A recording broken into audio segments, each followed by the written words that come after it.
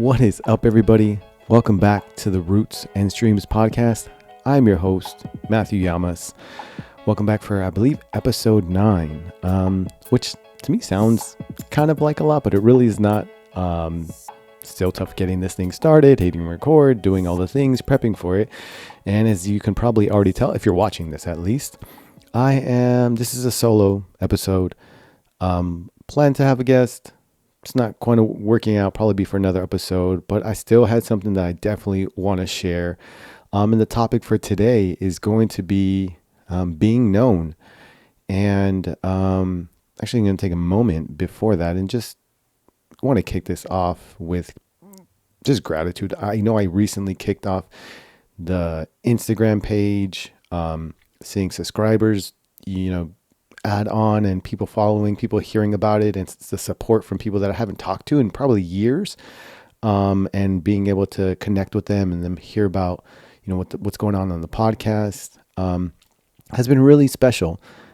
And just want to take a moment to be grateful to everyone who's tuned in, who's watched, who's currently watching, who's subscribed, and just likes and comments, because like I've mentioned many times already, throughout these 9 episodes now, is that I'm kind of building this thing in the sky while it's flying, and I'm not quite sure where it's going, but trying to bring things that I'm going through in the hope that they can maybe speak to other people and help them feel like, hey, I'm not in this alone. Some of these stories that I'm hearing are relatable and are just helpful as we go through, different trials and down different streams, and we're rooted, in different things.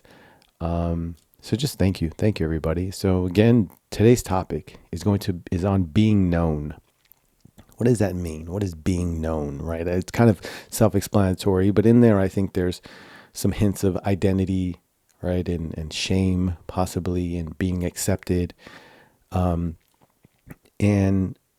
from what I've learned, and still on the same book, Anatomy of the Soul, it's a big topic in there, but it's not just only in there. But being known, for me, what I have been currently learning, even in a conversation before this episode with my wife, and trying to kind of tune in to what I'm going to talk about on this topic, as I have been going through my journey of allowing myself to be known. When we allow ourselves to be known, we're being vulnerable, we're being open to things that probably are kind of secret and that we may hide and put a facade over and put a mask over, because we don't want people to really know about who we really are, because we're afraid that if they really know, then we're not going to be accepted.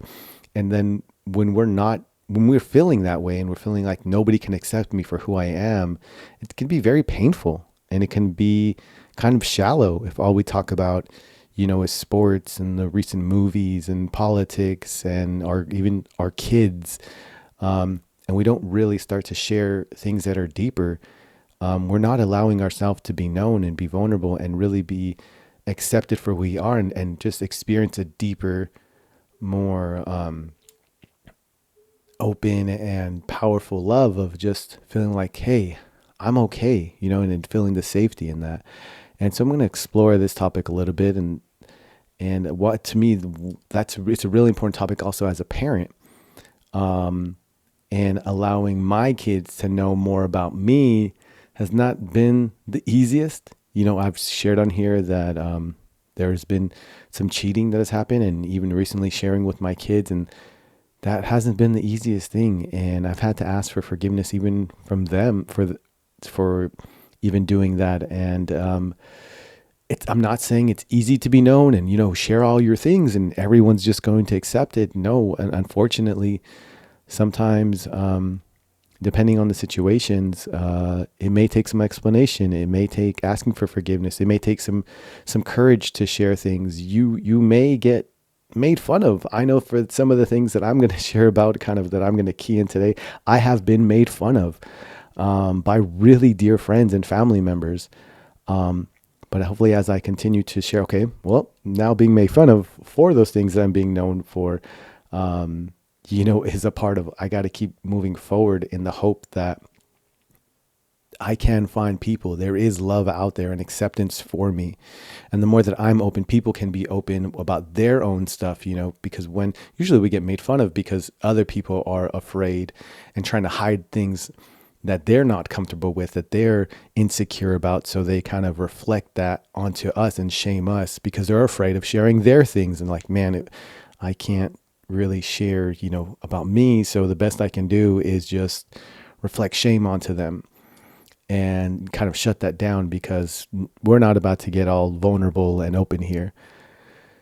And as a parent, I'm noticing my kids experiencing a lot of the similar things that I experienced and maybe struggled with. And my initial response tends to be kind of shaming them or saying, well, why don't, you need to speak more Spanish.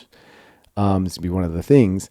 You don't even try to speak Spanish when we're speaking Spanish too. So no wonder, your friends like kind of ridicule you when you don't know certain Spanish things or Mexican things. And then I'm like, wait, I'm not having compassion and empathy when I dealt with that same thing, or, being a little chubby and actually like I was like a fat kid, growing up, and then, shaming my kids, maybe on some things that they're eating. And so it's just, oftentimes the things, especially with our kids, if we're not being known to them and to others about our past, we can easily fall into the trap of shaming them for things that we are ashamed of in ourselves. Like even stories I know of, being an early teenage mom, right? And then your daughter's an early teenage mom, and then you're just so surprised and ridicule them, forgetting like your past. And oftentimes these things are rooted in having a short-term memory of forgetting, wait, I used to drink, and I think I used to party and hide things from my mom. And so hey, if my kids do it, I'm sure it's just that knee-jerk reaction of wanting to protect them and have them do the right things. You're going to shame them and be angry. But hopefully we can all just take a minute and be like, wait, let me not have a short-term memory, and let me just, as a parent, kind of connect with them and allow them to be seen, be known, and have some grace for them. And I probably will end up tying this all up, hopefully. And it seems odd, and I had a hard time even adding this part to the podcast, is like how it leads to confession. And in talking it out with my wife, it kind of, I was going to cut it out, but it makes sense of like when we are known and open to people, and especially parent figures, right? Like a father, a trusting father, who often is described that's how God is described in the Bible, is a trusting father. When we can be open, and it's not like God doesn't know everything already. If we believe in him in the way it's described in the Bible, that he knows everything already, but when we can be open and be known and feel a sense of security, and it's okay for all the things that you've done and for just who you are, and he still loves us, and just so happy that we are coming to this fatherly figure, right? Even as a father, I would, if my kids can trust that I can handle anything that they're going through, or however they feel, or things that they identify with, and they share with me, and then I'm okay with it, and I see them, and I have empathy with them, and I love them still, they're probably most likely going to come to me when it gets really hard and they mess up really bad, and they can come to me and talk to me about it. I think in the same is that there seems to be, it talks about in the book I'm reading, that is connected to confession, that when we do mess up, we know we have somebody, that we can talk to. If you're spiritual and you believe in God, that, that you can go to him, you can go to other people in your community, in the community of friends or family members that you have that you trust, and you can talk about those things. Because when we don't and we mess up, we just hold it in, and then just that shame builds up.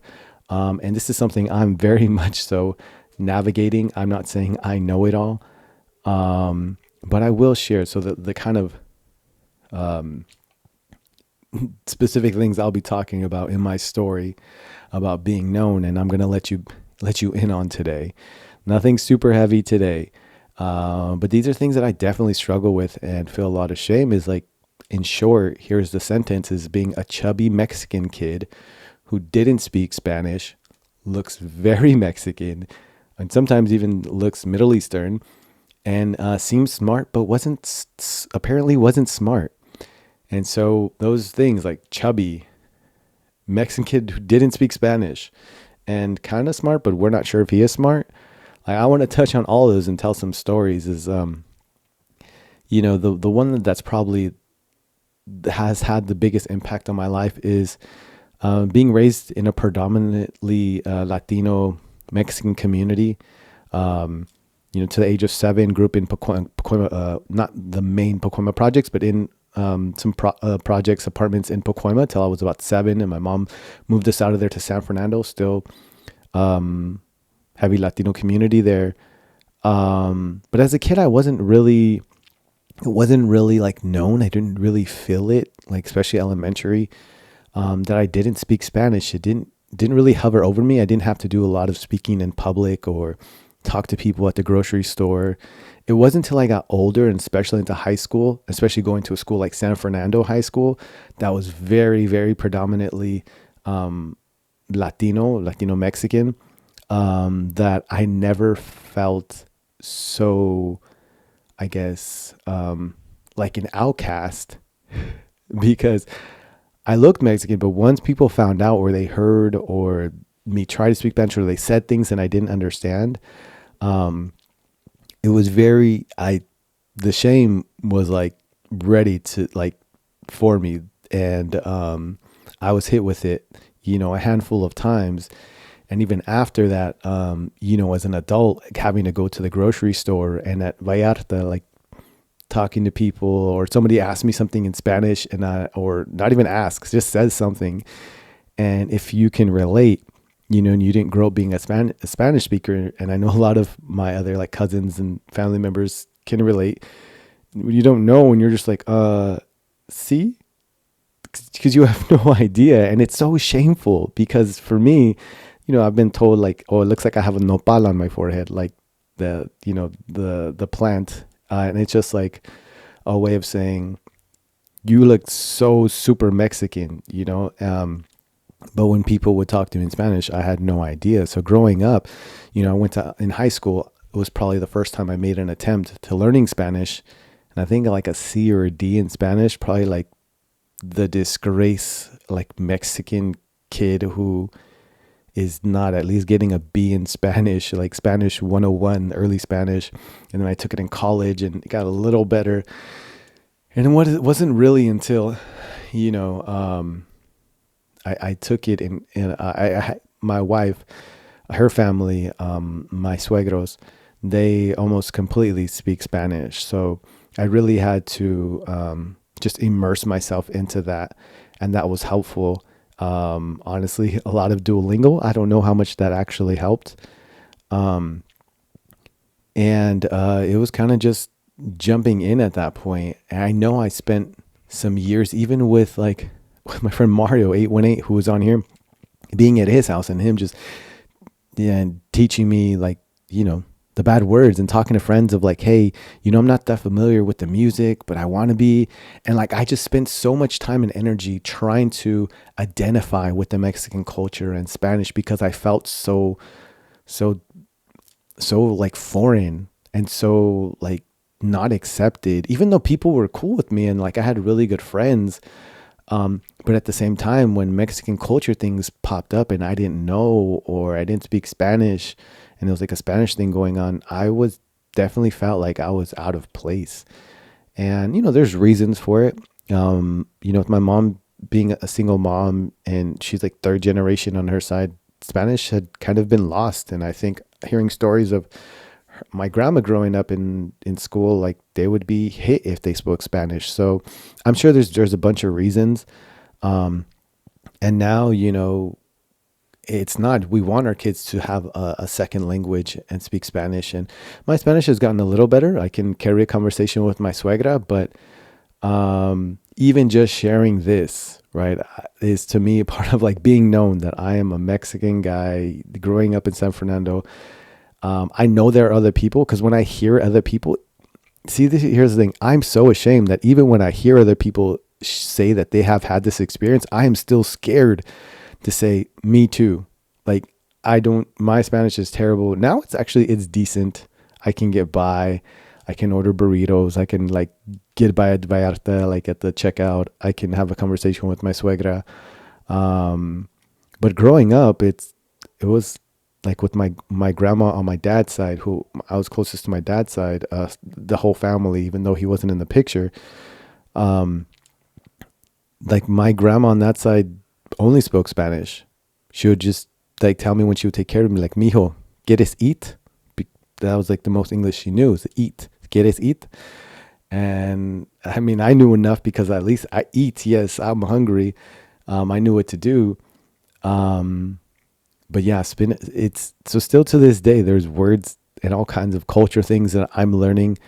Even though that part of the family, like my uncles, my tios, my tias, they all speak Spanish. It's just, if you know, and you're kind of in that generation where things kind of got lost, language, then you know what I'm talking about. I think we're in the minority. It feels like it, at least, or there's just a bunch of people that we are not allowing ourselves to be known and staying in the shame. And so with that, I think with that part, and me trying to be accepted so much by the Mexican community, by my friends who are super Mexican. And honestly, it hurts. It hurts sometimes where like I'm called like coconut. Like in high school, I remember the first time, like it was probably the person who, go nameless, but like was my biggest crush. Um, you know, me being known. So let me go ahead and be known here, because this is hopefully encouraging other people that, hey, you can take moments to allow yourselves and conversations to be known by your friends and your trusted loved ones to also be known. So let me go ahead and share this. So, this is a time where we had cassette tapes and we would record things and radio songs. And if you haven't noticed already, I'm kind of a softie sometimes, especially when it comes to music, influenced by my brother with like R&B and music. And I would like make mixtapes like for my crushes. I was just like like super lovey-dovey guy who like never had a girlfriend, Chubby. And I guess we're kind of transitioning to there. But this person, like I had a huge crush on them, making mixtapes. They had no idea. I'd never revealed it. But I remember like something happened in high school, like when, I don't know, like somehow they got offended by something I said or frustrated with me, and they just straight up called me a coconut. And I had no idea what that meant, and I had to like kind of sit on it for a bit. But it obviously meant like I'm brown on the outside, I look super Mexican, but I'm white on the inside. And if you are a Latino person growing up in a predominantly Latino community and you don't speak Spanish, you probably have been called white, or for things that you do or your family does that are like white, because you've lost a part of the culture. And it just makes you feel like you're not accepted. Like it feels shameful. And I fought that for a while and trying to pick up the language. And now that I have more of the language, like I have to remember to not shame my cousins who don't have as much of the language and they can't go to Mexico and maybe get by, and they can barely speak to their in-laws. Because very easily we forget kind of where we've been, right? What we've come through, and the shame that was put on us while we weren't okay or accepted in any area. And as a chubby kid, so let me transition to that. I grew up kind of a hopeless romance. I think that was what I was looking for earlier. And for whatever reason, I was a totally hopeless romance. My favorite movie was, you guys are really gonna know me now.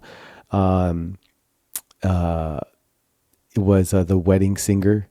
I would watch. It just was funny, hopeless romance, and I was just like big on rom-coms. And just as a chubby kid, I had like crushes on girls, but would never reveal it. I'm like, there's no way. Like, I'm just this ugly chubby kid, and would just like stare at my crushes and stuff. But I mean, being ridiculed for I remember my family like forgoing for my second bowl of something or picking at things after everyone ate. And it's like, oh, wow, you're really going to eat more? Huh? Um, and that didn't feel so good, right? That the shame around those. And so growing up as a chubby kid, like fighting with my middle brother, so I'm the youngest of three. The middle brother was bigger than me, but we would fight over like, all right, like my mom would bring home food. It's like, which one looks the biggest, right? So we would try to fight over food, and we would like totally go crazy for Halloween, which I don't let my kids do now, but I try to explain to them of how that's, probably not the healthiest. I try to have some balance and let them, pig out on a little bit, but just not the entire thing, because they just will have a whole bag load. And yeah, just growing up chubby kid was not fun, especially being a hopeless romance. You feel like nobody likes you. You have a crush on everybody. You're just like ugly and chubby. And even when you say chubby, I'm being nice to myself. I was like a fat kid. So it wasn't until, and I was in band. So I'm revealing more than I guess I thought. I was in band. I learned how to play the tenor saxophone. In middle school, and then that translated into me joining the marching band at San Fernando High School, which I think I shared in the last episode. We won a championship, and I didn't know it was like a geeky thing. Like it's a geek to be a band nerd. I didn't know. So my brother's playing football, and once I was like, okay, I'll play football too, and that actually helped. And I was growing, so I became a thinner kid. Carrying around a football. And it's funny, I was talking to a group of friends of how things change once you lose a little weight and you're carrying around a football helmet. It was interesting how girls started to notice, and I didn't know what to do with that. I wasn't like a womanizer, didn't grow up like machismo, or my dad was out of the picture. It was no like, oh yeah, I want you to have girlfriends and showing me like how to talk to girls. I didn't grow up with that. So it was very foreign to me, and it was kind of weird that like, oh, my crushes are all of a sudden noticing me, and it was very odd, but just really interesting how that totally is a thing. But now that my kids, like I was sharing in the beginning, like, sometimes we're in a culture, definitely American culture, where there's so much processed food and snacks and ice cream and all kinds of stuff, and holidays, like every time you turn around, and it's hard for kids. And I have to remember to have some sympathy and talk to my kids like how it was for me, and not shame them. And by not shaming them, oftentimes I have to let them know how I grew up very similar, and it was difficult for me. So that's kind of like the chubby part, and I guess I'll share because it's still something I'm working on, at least being known for it, is sharing that, because it's just identity, and I'm not challenging anyone else's identity with this, but being like plant-based now, when people hear that, like, people think I'm crazy, and you probably think I'm crazy saying like, what do you mean plant-based? Does that mean you're vegan or vegetarian? No, I don't really want to run with either of those labels, because I allow myself to eat meat like outside of the house when I'm on vacation. It took some time to like finesse it and figure out like a middle ground. To like, okay, in my house, there's no meat, right? We can't find an alternative for cheese yet, but there's just no meat. And there's a whole story behind it. Came from fasting, actually, spiritual fasting. Long story, that I will definitely tell another day. But yeah, mostly plant-based. And people probably think, you're probably listening to this and think I'm crazy, or you have your own assumptions or things, but just letting myself be known. And I think in being known, I kind of want to keep coming back to this, is that you're allowing yourself to just really be who you are. And hopefully the hope, right, is that people they may feel some type of way. I mean, everyone feels some like negative emotions, or maybe even their initial knee-jerk reaction may be to shame or make fun of somebody. But hopefully the people that really love you can just accept you for who you are. And when you can feel like you're accepted, it feels so much more peaceful. And then it feels peaceful and loving, and then it gives you space to accept people for who they are. And it's kind of like a cyclical thing like that. And somebody has to kick it off. Right. And it's like, well, who's going to go first? Right. Who's going to, it's going to reveal something that they're ashamed of, so that then they have to kind of sacrifice. Let me see if these people really love me, and if this person really loves me. Because it doesn't always go so well. And there may be a growing process in that. And and the people that you share it with may have a difficult time with it, right? Learning that you are maybe politically, you lean one way that other people don't agree with. Or you have beliefs. This is for me and for another episode, about Christianity and about the Bible. And I will go into theology. I do plan on going to theology and my understanding and journey through the Bible, and not reading it and reading it. I do want to share on that. So I'm just scared sometimes, and it's scary to share those things, but I think until somebody has to do it. So I'm sitting here doing it.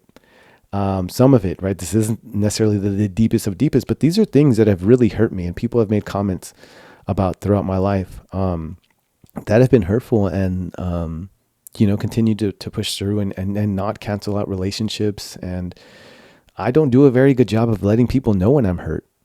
I don't do a good job, because I'm afraid of, okay, now I'm telling them I'm hurt. Now I have to be ashamed of, well, I told them that it hurts that they called me white, or they called me I'm chubby.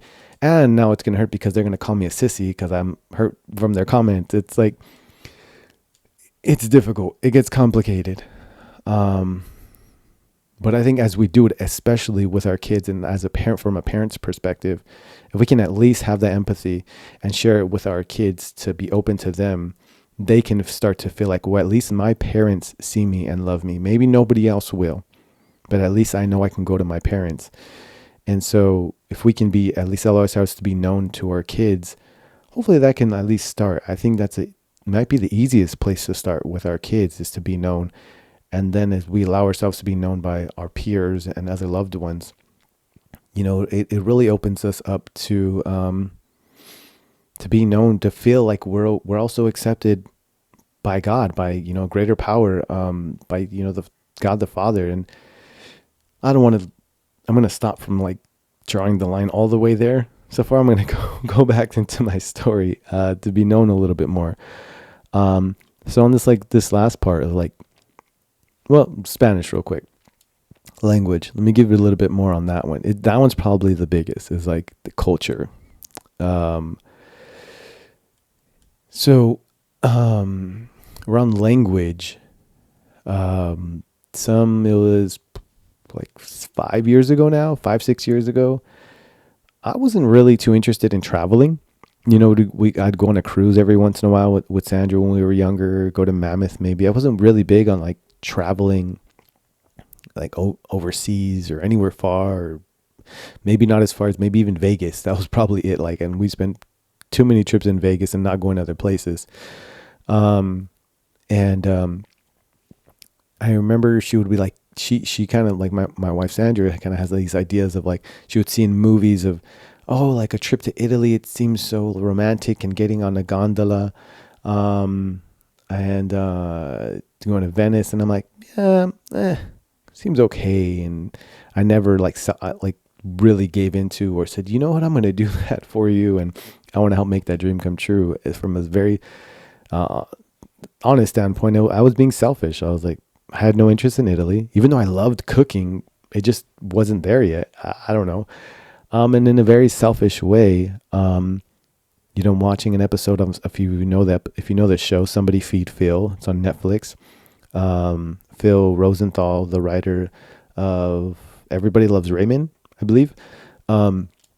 He has a show where he goes all over the world eating different things, and he's just this funny guy and always happy, and it's a really cool show. We were watching it and we were really impressed with the episode that he goes to Italy, and he goes to Venice, and he goes to Modena. And we watched that episode and I was like, I'm sold. Very selfishly. Like, you've always wanted to go, and now I want to go too. And I'm ashamed to share it, but very honest, it stemmed from a very selfish interest. And I was like, okay. So I think it was like within that day or a week, I found tickets. We booked a trip to Venice. This was when we still only had 2 kids. Like I said, about 6 years ago. And I was like, well, I'm going to a foreign country. I think I should learn how to speak the language a little bit. I went all in. Like I had already been trying to speak Spanish, right? I told you about Duolingo, my in-laws. I would like do Duolingo every day. I was on the longest streak ever. And so now I was like, well, I need to learn Italian pretty quick. And I'm somewhat of a nerd. If not somewhat, I very am. If you know me, you know, like it's not a surprise. I'm a nerd. So when it comes to something, if I get into something, I'm like just all in. I want to know all the research. I want to find a book on it. I want to watch the YouTube videos. And my wife gets really frustrated that I just get really into things. So I got all into not just Italian, but just language learning, you know, and got super into language learning and like, okay, how can I learn a language quick? And so I'm finding videos like learn a language in 3 weeks, in 3 days, in 3 seconds. And it's like, okay, these are kind of gimmicks. But in my journey of, okay, we're going to Italy in a few, you know, and like, it was like 6 months from when we booked them or so. And in that journey, I find one of like, honestly, like Vero, you know, if you're watching this, you already know you're like a sister to me now, like an Italian sister. And so we didn't know it at the time, but I learned like finding somebody to have a language. What's the word I'm looking for? Just like a language sharing experience. I don't know why I can't find the words. Language exchange. So I'll speak English. We spoke English part of the time. She spoke Italian, right? Kind of like, so we don't have to, so I don't have to pay for a tutor really. And so we kind of just found each other through a platform called italki. I was studying Italian in a way that was pretty like, new to me at least. Just trying to find all like the best ways to learn a language and doing my research. And I say all of that is because in that I didn't know at the time, and I didn't know it was going to become a thing. So now I've been studying Italian for like the last 5-6 years. And very quickly, you know, especially after going on the first and then second trip, and I talk to Vero like almost weekly. And I visited her now multiple times. That me learning the Italian language, learning the culture, going there, it kind of was like me coping with the fact that I wasn't, it was been hard for me to be accepted by the Mexican culture, Latino culture. And I don't speak Spanish well enough, but cause I look super Mexican, but my Spanish doesn't equate to my, you know, what you see on my face and when I speak. And, I was like, okay, well, I'm being accepted, by at least, you know, the Italian culture, that I'm going there. I look like a foreigner, even though I was trying my best to try to fit in. That's what everyone does when you're trying to learn the language and learn the culture. All kinds of headaches with learning Italian, that I could talk about. But in seeing like when I went there and people were accepting me for like, okay, well, he knows some Italian. And, I kind of saw it as a way of like, well, okay, well, at least I'm accepted here. I'm totally a foreigner, but Vero said something recently of like, you know, sometimes in the most foreign places where you feel at home. And at times that does feel that way. It's like, yes, I'm a foreigner here, but nobody expects me to be like my Italian to be amazing and impeccable. Nobody expects me to look Italian. Like, but when I do speak Italian and I know some things, I'm very welcomed, like, especially in Tuscany. And I'm trying to build the courage right now to speak a little Italian, but yeah, even like the taxi drivers, they'd say like, "Ma perché tu parli italiano? Non ha senso, perché?" And I would tell them, so it's like saying, "Why do you speak Italian? It doesn't make any sense." Because to them, they're like, Italian's this, like, there's no benefit, there's no worth to Italian. Like English is the language to know, and but the taxi drivers are the ones who know the least amount of English. So they're probably the ones I spoke the most Italian with. And they were very appreciative and had great conversations with them, and the people in Tuscany that are more countryside people, getting to meet their families. And so, sometimes these things that are shameful can kind of turn, and I found like my energy in being accepted by the Italian culture and the language, and having an Italian sister now. They're beautiful things that came from me kind of like not knowing at the time, but kind of coping with my Mexican shame. So that's just a lot of what you're learning about me. And then the smart part, is, it's just, as I shared in the last episode, I think I graduated high school with like a 2.3. I didn't qualify for the scholarship that you would get just for getting like a 2.5. I was in a magnet in San Fernando, and just, I don't know, it was bad. Like I did good sometimes on the tests and not. And, I don't know, just something about school that just didn't really connect with me. I challenged it a lot. It challenged me. And like I think for sure in elementary, I remember I got tested to be transferred into a magnet program, and they tested me on all these like factual things, like how many months are there, or what are all the seasons? And I totally blanked out. I don't know if it's because I was nervous because I knew it was to be placed in magnet. But I totally blanked out.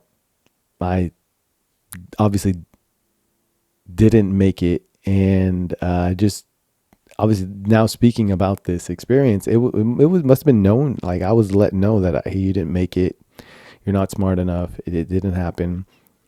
And yeah, the shame of that, just not being good at school. And just sharing that. I don't know what necessarily has come from it. I feel like my story, at least as I share it with other people that have struggled at school, like it's still, I won't even say necessarily it encourages anyone or it should inspire anyone. I'm just saying it's me. This is me. Take it or leave it. I'm just sharing it, putting it out there, being vulnerable, being honest and open. I've been able to make I think, pretty good life for myself. Even with that, I did go on to college. Like I shared in the last one, it took like 6 years. Got my degree in multimedia. And I've worked like nonprofit as coach teachers. Oddly enough, I've been a coach for teachers, even though I've never been a teacher. Somehow that worked out. And I've always, even then in that, felt not accepted and shamed myself. And like, how could I be coaching teachers? But I've never been a teacher, but it's happened. So just, there's a little bit more about me, and I'm hoping as I'm sharing more, I'm hoping that honestly, it's not like necessarily that you can relate to any of these things. It's just the action of sharing and being known and sharing about ourselves and being vulnerable and open, is that either you could do one, when you hear about other people, it's like, okay, let me just hear them. Let me accept them from who they are and not have that knee-jerk reaction, maybe to make a joke or to shame, and to like reject people for certain things. Cause hey, we all have something different. And, even though as much as we're trying to seem like we fit in, especially like, man, I worked with middle school. That was all the teachers I coached. So in middle school is like when you're really trying to figure out who you are and trying to fit in. So all that to say, like, we need more people to be empathetic with people that are trying to share some deep and, just secrets and things about themselves so that they can feel like they're accepted. And then hopefully you can share things about yourself as well and be known by the people around you. I think those are the main things. And I think as we can let community, people around us that we trust, that we know that love us, through this process of being known, and people, they've heard you guys. If you've heard all these things, you're like, hey, it's okay that Mac doesn't speak Spanish, or maybe not. Maybe you still shame me, but you're like, but all the other stuff is cool. And it's not all straightforward. I have friends that have like pointed out things in the podcast, and we're still friends. Like nobody's gonna, like, I don't expect everybody to accept me for 100% for who I am. And it's okay. Probably the only person that will is going to be God. And, I believe that, I'm still working on my faith, but I believe that, as I am accepted by more people just by being open, and some people won't accept me, and I have to accept that sometimes too. And some people won't really like that I'm sharing certain things and experiencing a very tiny bit of that. This podcast is not that big yet. But it's okay. And, the line that I'm hoping this ties to, even though it seems far fetched, but it kind of makes sense, after talking it out. It's like, at least this may sound very religious, and hopefully not, because I know confession is kind of a loaded word, whether I'm not saying, I don't know how you grew up religiously, and maybe not.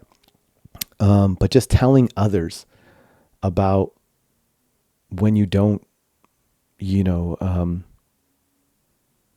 telling others about your failures, about when you didn't maybe do your best, when you maybe did things and that you meant harm, and being able to share other than because you're ashamed of that, having somebody to talk to, right? Hopefully there's physical people, but also I believe that there is a divine being that wants to hear those things, that already knows them, but wants you to feel secure and feel known and feel loved, no matter what you have to confess, no matter what you have to share that you may feel ashamed of, and feel like, man, I wish I didn't do that. Because there's so many things I know I say on a daily basis, especially when there's more people around me that day. I just have a tendency to have knee-jerk reactions and say something that's insensitive. And then I regret it, especially me, sharing how I will overthink things. And man, I wish I didn't say that, and probably offend a person saying that. But know that, for me, that there is a God, there are people in my life that I can share, like, hey, I did this, and I could still feel like I'm loved and forgiven. And it's like, you're not a terrible person, and, we're kind of all going through this, and I can move forward and try to take that next step in a more loving way, in a more empathetic way. So that's me, just sharing and trying to be known by a few more people, sharing some things with y'all that, about, the way I grew up, about things that I'm struggling with still currently and navigating, in the hopes that you within your groups or a podcast or a journal or just your significant others, your kids, you can share as well. Because when we can story tell and tell our kids, this is what I have gone through, and hopefully, they still love you regardless. I think it's very powerful, because there's no way around it. They're going to go through things as well. They're going to go through experiences, but if they can see, at least, my parents also had to deal with things and, didn't make it seem like it was all perfect. I don't have to either, and I think passing that down is something that I'm working on. It's not easy. Can't say that I do it all the time. And being known. I hope more people can be known. I hope me being known is accepted. And if not, if I get poked at, it's okay. I know it's a part of it. And I know that people may just poke at me and then really love me and hug me and say it's all good. But that's all I got for today. I'm actually, I think I'm going to take the next 2 weeks off. I'm going to restart, even though it hasn't been a ton of episodes. I'm going to restart like episode 2, I think, over the next 2 weeks. And so start probably the second week of January. I'm going to call it season 2. My wife will be making an appearance. I try to get her on this episode, actually.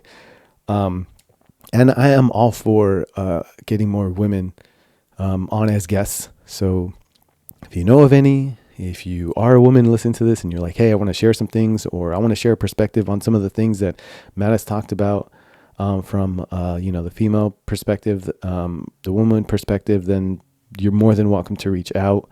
And any guys that would want to share some things, whether I talk to you often or not, I'm open to having guests, even whether it's via Zoom, if you're near or far. and you want to share stories or lessons, it doesn't have to be, super long. I know sometimes these episodes get really long. It could be as short or as long. We could just hang out and talk, and there's always things to learn from everybody's stories. So I'm open to it. I think everybody for this season, Merry Christmas to everybody who is Christian or celebrates Christmas, and just happy holidays to even, for you're celebrating anything this season.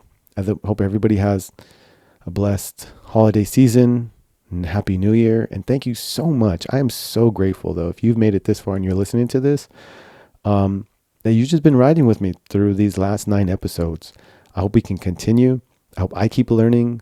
I hope we keep learning, and I can just share things and people come on, and we can keep building, and going wherever God is leading this podcast to go. So thanks everyone for listening. Until next time, peace.